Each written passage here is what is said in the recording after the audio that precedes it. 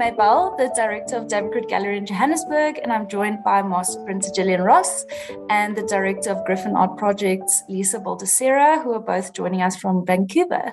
Hey guys. Lisa and Jill work closely on William Kentridge's exhibition at the Colander, which is now on at Griffin Art Projects. The exhibition showcases a variety of archived as well as new work from William, including the very impressive Refugees diptych from the Triumphs Laments Woodcuts, which Jill has produced with Sibongiseni Kulu and Chad Cordero at the Krut workshop in Johannesburg over the last 6 years. So please, can you guys tell us the story about how the exhibition came to be? It's been in process for a little while. I had a wonderful message waiting for me when I started as chief curator at the Mendel Art Gallery in 2012 from Jill. And she said, you know, I'm in town and I understand that you're building a new building, and you know, if you ever wanted to talk with me about William's work, I'd be happy to. And I was a great fan at that time. I'd seen 3 major projects at Documenta, the Venice Biennale, and MoMA, and was absolutely stunned that in Saskatchewan there could be any connection to William's work. And so Jill and I connected then. Saskatoon is the city that I grew up in. So I have been living in Johannesburg for 16 years and now being back in Canada. Lisa and I meeting in 2012, we have been trying to find a project that fits, that finds a project that suits the work not only done in the printmaking studio, but William's film work and where to present it. So over the course of February 2020, finally Lisa was able to visit us in Johannesburg and spent 2 weeks at the Krut workshop, at William's home studio, at his Arts on Main studio, viewing the work in Cape Town on the survey exhibition, on William's survey exhibition at Sites Mocha and at the Norval Foundation. So a whirlwind tour, 2 weeks, the Cape Town Art Fair. Incredible time to actually witness what how the city belongs to the work, how the studios belong to the work, how everything kind of gets incorporated. So I guess almost a decade it's taken to try to work this out. And here we are. It was timely because it was the Truth and Reconciliation Commission was happening in Canada when we first met in 2012. And I was really interested in what the legacy was and how it might work within the legacy of South Africa's TRC, which were very different processes, but also, you know, it was an originary process in South Africa. And because of William's work, you know, relating to that, that was incredibly important. So, So maybe, Lisa, do you just want to tell us a bit about the scope of the exhibition? How did you select works for the show? Because I know it ranges from the earlier works, and a lot of the work had to be borrowed from collectors and so on. So how did you guys decide on which works to show for this exhibition? Well, we're on the last weekend, so you can see we're busy here. Everybody's getting things ready. And Jill and I worked really closely together with her incredible knowledge of William's work and also with her own master print collection. And I had seen some work at various international projects. And so it was really trying to figure out what was possible within a small space, first of all. And, you know, initially I had wanted to do a larger installation, and Jill talked me off the ledge on that one and told me probably not because of the size of the gallery, and she's absolutely right. And what ended up happening was a much more intimate show as a result, where we were able to touch on a number of elements of works. And some of the unique works that are in Canada were also brought into play. And so through Krut projects and through Jill, I was able to connect with the collectors as well. And so we were able to talk with one of the collectors in Toronto who has a very unique work, a drawing work that actually isn't related to any film work. And this drawing work contains a number of kind of infrastructural failures. It's a drawing of a number of bridges and highways. And in the midst of it, this very odd image of a colander, and apparently in a conversation with the collector, William had said, you know, really it's about structures that do not hold. So some structures that are built to fail.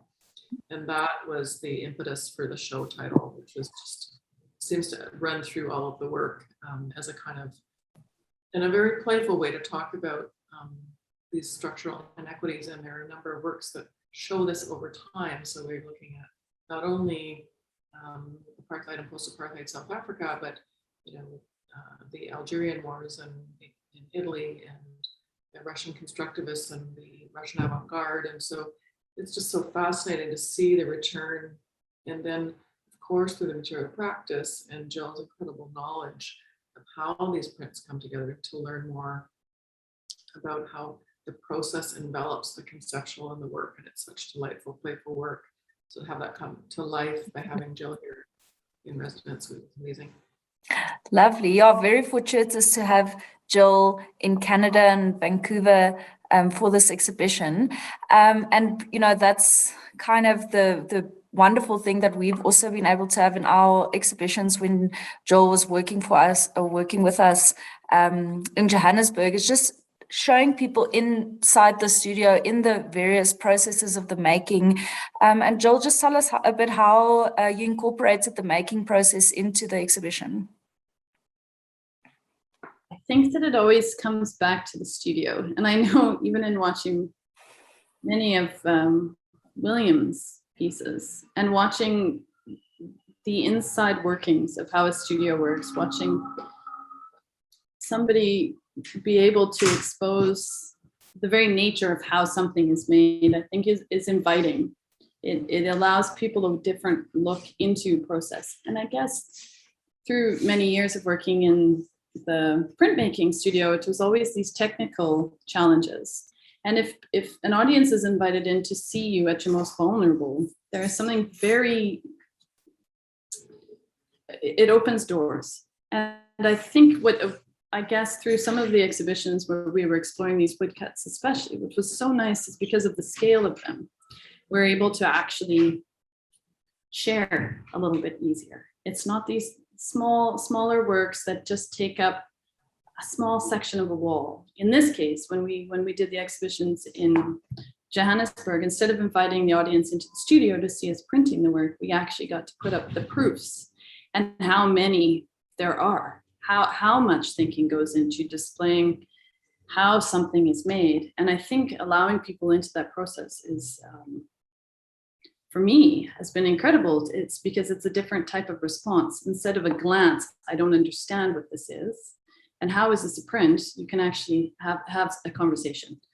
So what we've done I worked upstairs in the residency space here at Griffin Art Projects for the month of February earlier this year. And I was able, instead of having a much larger space with 9 of us working on the print, the print was shipped in pieces, of which I tore up and had them all of the templates around me in one room. Quite amazing. A completely different way of seeing the work for me, which I also had been missing. I'm used to working on them every day, and it had been at least 6 months by then. And so for me, it was not only a beautiful process of something that just seemed so very obvious when we were creating them.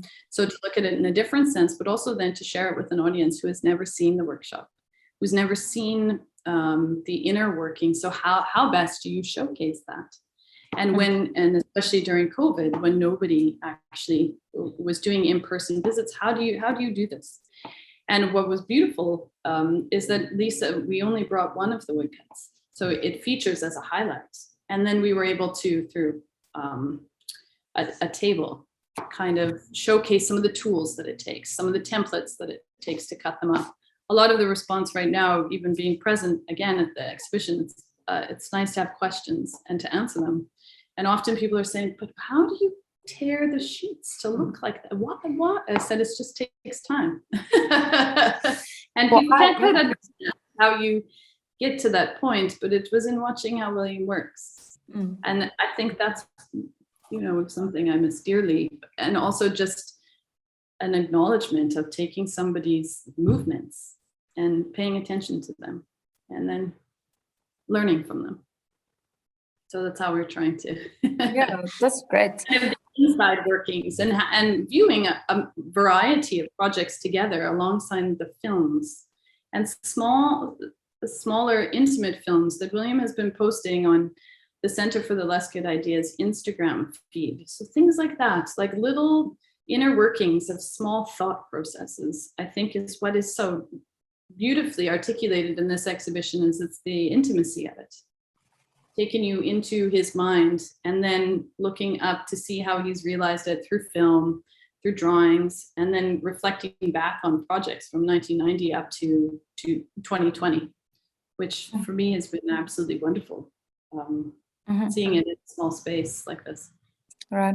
And I think also, unpacking the print in such detail, seeing how many components there are to the print really recontextualizes the idea of artists working in print, because each of these works, it's an edition of 12, each one takes a huge amount of time to complete. That's why 6 years later, almost 7 years later, we are still assembling and printing them, almost done.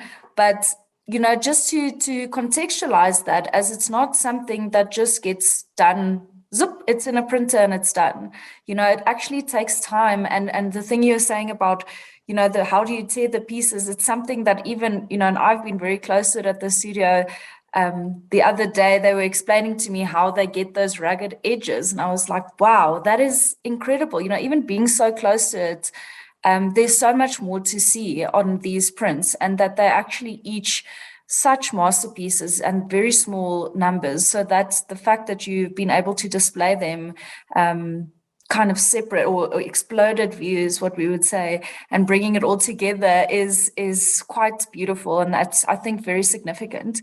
And how has it been useful to show people the intricacies? How have they responded to seeing the different components of the project?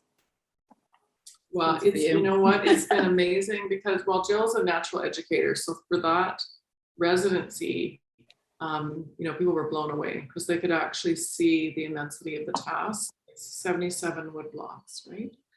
So 77 pieces. I think from the wood blocks alone, I think it's not, there are 19 of us who worked on it, the work, and the blocks, I think, are 26 in this final. Yeah.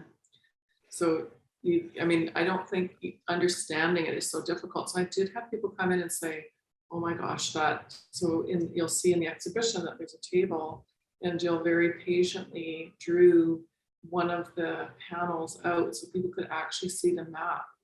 And, it was, you just never know in an exhibition space how people are going to respond, but people just loved it because it showed everything from the map of the pins to the grains to each of the edges of the different plates and sections. So it just came to life. And then we have a little video which shows them working together to see how different Jill's process is, because it's such a challenge to be both a person who's so precise in attention to detail, but then also to work so collaboratively. So like what you were just saying about the gesture, like copying the gesture and seeing William doing the tearing and things like that, and then copying that gesture and having the templates on display. So people saw all of those elements, and that really helped. Wonderful. One of the first things that I used to do in the print studio is when an intern came to work in the shop was I had them tear up the reject prints of an edition.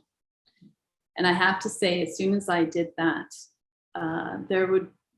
people would be a little bit more open to process, a little less precious.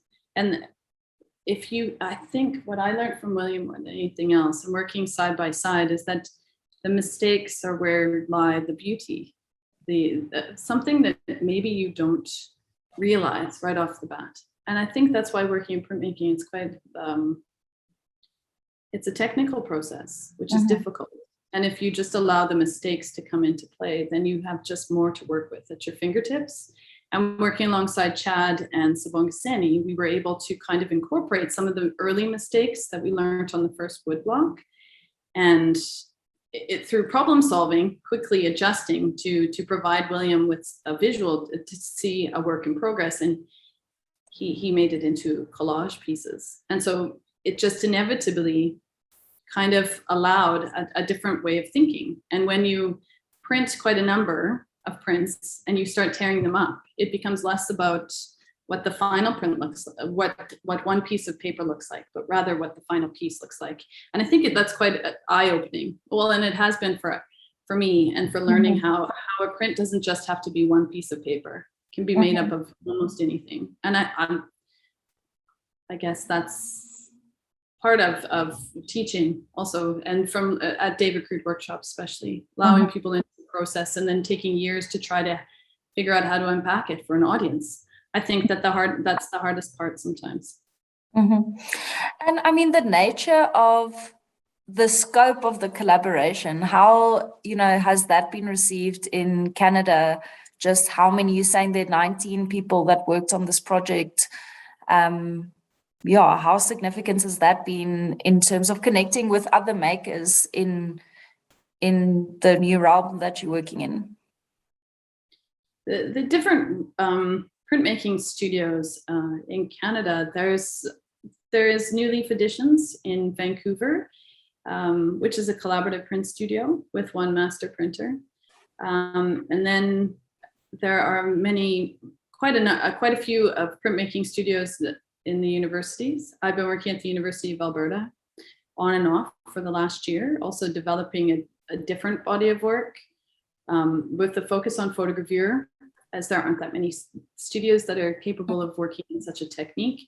But the collaborative nature of printmaking studios, such as the ones in South Africa, isn't as prominent in Canada as it is in South Africa. And I think when you have studios you have multiple studios in Cape Town, you have the Artist Press in White River, multiple studios in Johannesburg, which is a wonderful opportunity for artists to work together hand in hand. And we've learned so much from it being actually quite accessible. To when I come to Canada, often I'm talking to people about what a collaborative master printer is, rather than what a print is.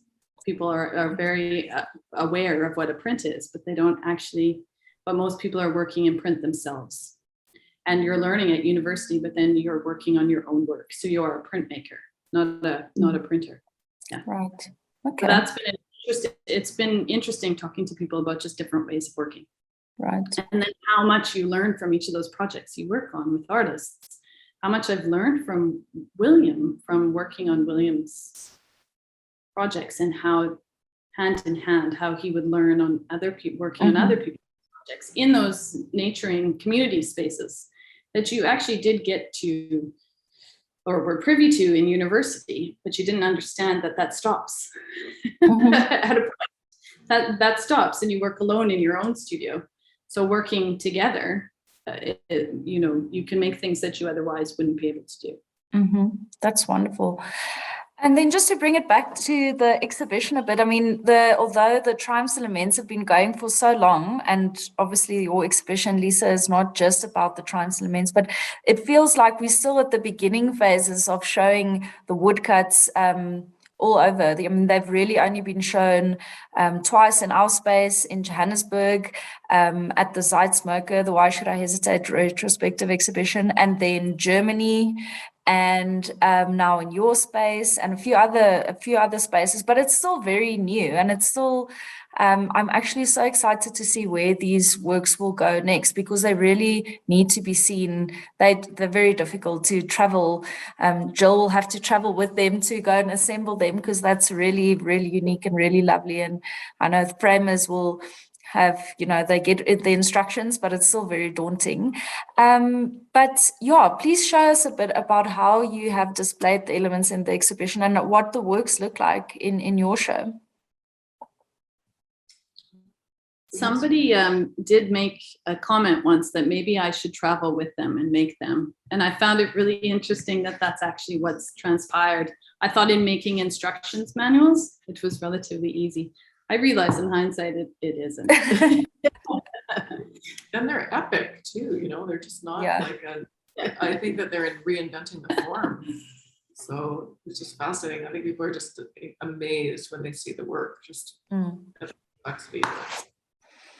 I also think that sometimes we've seen them in museum shows, and I think that's what's so beautiful about this is it's a smaller space, but at the same time you see the magic of the films, the ideas that translate, and from even the new photogravure images that are being developed in Johannesburg as we speak, you can see the history of William working in that process since I think we have the Receiver book, which is from 2007. So it's prior to that. And these techniques and these ideas of showcasing the studio keep coming to the fore. I absolutely adore watching William in his element in the studio space. So an audience being able to see the same, I think is incredible. So here that one of it's the Center for the Less Good Idea, the Studio Life developing film series currently in Johannesburg is on small monitor. So you just get to see 1 minute short films as you walk in and to get a little bit of an idea. And then we start with the newest series, the Studio Life series that Kimberly Lagerberg is printing in Johannesburg as we speak, showcasing William at work for during the COVID pandemic and beyond, I guess. Well, are we beyond? And it's like a stop motion animation too, the way that this reflects the film. And there's a film adjacent too, so it really has a lovely relationship. The photographs taken for these works are beautiful. So taken by Chris Waldo Tevet from Kentridge Studio, and the plates are made by Shanae Warren, also a master printer, who has learned the technique and does an absolutely amazing job. It was wonderful receiving these prints in the mail, from seeing them develop as being part of the development of this project, and then seeing them actually arrive ready for the show was fantastic. A nice kind of accumulation of how multiple studios can work all at the same time, to different kinds of problem solving, how we can work together. William, there's 2 films on show right now. One is mine from 1991, and then City Deep from 2020. The sort of bookend that we're at work here. Sorry. Real time. Yes, real time. With the mining industry in Johannesburg, and to see the relationship to the Johannesburg Art Gallery and all of that would be new for our audiences here, to really understand the relationship between the mining and the culture, and also this process of decolonization, which is happening here as we look at our own resource extraction industry. So those things have come into play, pairing together. Yeah, I found viewing the City Deep film in Johannesburg had such a powerful impact on anyone viewing it, and I'm just wondering, how has it been received in Canada? I think people have just been amazed actually at the work of making the film. So the process, just like what Jill was talking about with the process of printmaking, to see the process of the making of the film, because it is such a material object, even though it's a film. And I think for a lot of people, they've been incredibly delighted. And they see the shift too in the working processes from the early film in 1991 to the 2020 film. And so that's also kind of fascinating to see the shift in the way the films are made. For me, watching the film of Johannesburg Art Gallery, I feel it in my chest. I feel gutted each time. So for me, just experiencing the difference, and the collapse of the Johannesburg Art Gallery in that film, I find absolutely devastating. Yeah. And I think in hearing William speak about the film, and it's the gallery of his childhood, and from the different phases of watching the Johannesburg Art Gallery since the early 2000s, I have some sort of an understanding as to the different phases it's gone through, and then where it currently sits. And I think it also is just kind of where so many institutions currently sit. And so viewing the works and listening to the performers, and being far from Johannesburg, you feel them. So that's a lot of response that I get, also speaking to people who haven't seen William's work in Vancouver since the year 2000 or 2001. Wow. So it's quite a bit to see. There are the layers of projects. Right. Yeah. So the refugees, as you walk from viewing the two films and the studio life, you walk into the larger room of the gallery, and the first work you see is the refugees, the woodcut. Beautiful. And such a beautiful dynamic space with all those walls and kind of leading, what I can see leading onto the works. So beautiful. And that's Universal Archive in the display boxes, Jill. It looks like wonderful. And that's, you've got some really wonderful lighting. Lighting so important in the exhibition. So it looks like really, really well lit. And all of these wonderful kind of the lighting solutions and how to display the works come from quite a number of the Williams Museum exhibitions previously, and then just adapted for the space, which I think is quite a beautiful solution. Instead of having everything everything just so lit, you have intimacy and focus. And what's nice is viewing some of the prints and you can see the surface. So especially with some of the lino cuts, you see the surface and the shine of the paper, the ink that sits atop, that William often talks about in quite a number of publications. It just feels a little bit more relevant or present. And the vitrines, I think, is quite a it just allows you intimacy. It's like reading a book. And in the vitrines, we also just a little bit about the initial performance work, so that helped people to understand where the work had come from and the other kind of different material ways that William had worked with the subject matter. And then the table that we were talking about as to how the woodcut was made. So how the map that's on the surface of the table is how we layer the prints. The video that was filmed by the Kentridge studio in 2019 of all of at DKW, and each of us working on sections of the print as it's getting, all the parts are getting made, all the pieces are getting torn, the mappings that come with each of the prints to put them together, all kind of laid out on the table surface in more of a process kind of way. And then some of the tools I actually use. So a bone folder, some of the pins that come with the works, the templates for tearing, and then the instructions manuals. Beautiful. Really, I only did thinking that we just needed to remake the works, but have become actually, I think, part of it, of how the thinking process that goes behind the making. And it really did help people imagine it. They really spent a lot of time with that table to see the process, to look at the tools, and it was really helpful. Yeah, and you see elements in the work. When you see the pieces torn like that in the box, separated from all the others, then you go and look for where's that piece or how the pieces come together. And I know the overlapping process is quite complex. It's not just one, and what's like very detailed instructions, which number goes where.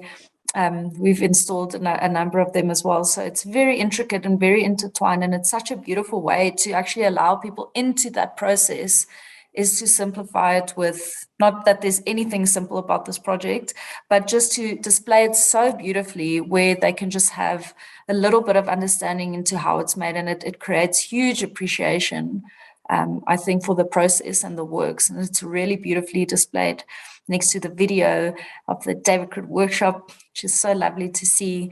So lovely to see it live there in Vancouver as well. It's alive. We can feel it. Yes, definitely. So, and then there's quite a big, for lack of a better word, a box in the middle of the space. And so each of the sections of the gallery kind of take up a different or feature a different project. Refugees and the woodcuts, and then we move on to the Universal Archive in one section, and then back and to the nose in another section, and then back to the film that is inside the box is What Will Come Has Already Come. And outside of the space is the print series that relates to the film that's showing inside. Beautiful. I love William on the show at Side Smoka, the one it features these works side by side, and it just connecting each of those dots. That's how one process is incorporated in the next, and how his thinking process, I think, is where the dots connect, and how an audience gets to view how a project develops, how something exists from a film. How you see it a series too, like that, to be able to see, because often you're seeing those major pieces, like if you don't get to see something as amazing as the Lights Mocha retrospective, you're seeing one large project at a time. So to have, as Jill was saying, that intimacy of seeing just a bit of each of these pieces, and then you can see that through line of these investigations. Conceptually. And that's really beautiful. And there's the other two parts of the Studio Life series and your 8 vessels as well, Jill, which is really beautiful. Looks like there are so many different rooms in the exhibition that you can just go and get lost in. And the receiver book, noses. The noses, the Universal Archive. I keep trying in the back too, in one of these photographs, in the back corner there, you can also see the trait d'arithmétique, also created at the Artist Press in White River, and which was sitting next to the nose series that we developed at David Krut Workshop. They're beautiful links, and something that we had the privilege always of seeing. And that's what I think we more than anything else was like was trying to bring to the fore in the exhibition.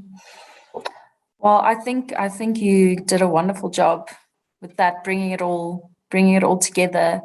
And even though, I mean, I think as we're coming to an end of the Triumphs Laments project, the physical end of making it, it really isn't the end of our collaborations with hopefully either of you. We carry on with our collaboration in the Studio Life series with you, Jill and Janae and Kim Lee and William and Lisa. I'm hoping that we will also still be connected and be doing stuff in future. So that's great. But thank you so much. Thank you both so much for chatting with us about the exhibition and how the project's come alive and continues to live.